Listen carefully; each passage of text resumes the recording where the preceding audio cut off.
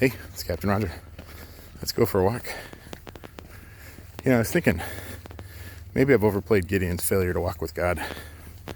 He wasn't a bad guy, like all of us. I suspect he was doing the best that he knew how. And if he seems like he was disappointingly difficult to convince to follow the Lord, well, the truth is, most of us are just the same. I know I am. I've always told people that there are those God calls to something, and those he sends to something, and those he just has to pick up and move so that they realize they should be doing something. I've always kind of fallen in that third category. Gideon kind of goes through all three stages. First, God calls him to become the leader of his people when he meets him in that pit where he was hiding to thresh wheat. Gideon's a little nervous about that, even with supernatural evidence that he was talking to God. Then God sends him to lead the people. We're told Gideon calls people to his banner at the urging of the Holy Spirit. It can also be read to say that the Spirit actually moved him to make that call. The Lord wasn't just suggesting he should lead the people back to walking with God.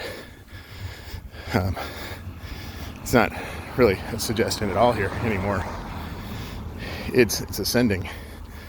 It's not being forced into doing it, but the circumstances are arranged to make it really hard to say no. And then God puts him in an impossible position.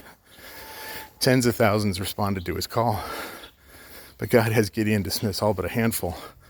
300 men are left to face the combined might of the Midianites, the Amalekites, and several other neighboring nations. And then God sends him into the camp to see the endless horde of enemy soldiers for himself. He didn't ask Gideon to go. He just told him, get up and go. That's because Gid was dragging his feet when he needed to be moving, so God moved him.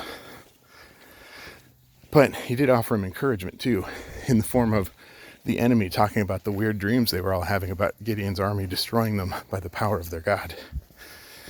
And then the Lord had Gideon arm his force by having each man take a trumpet in one hand and a clay jar with a lit torch smoldering inside in the other.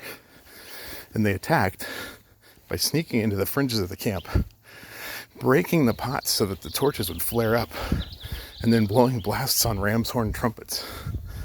It's ridiculous.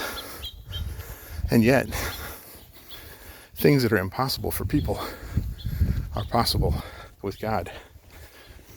In confusion and fear, the invaders set on one another, and without raising a hand, the Israelites saw them routed and fleeing, all because Gideon walked with God.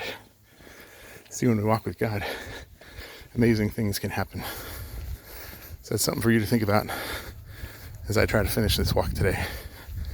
Grace and peace to you all. See you tomorrow.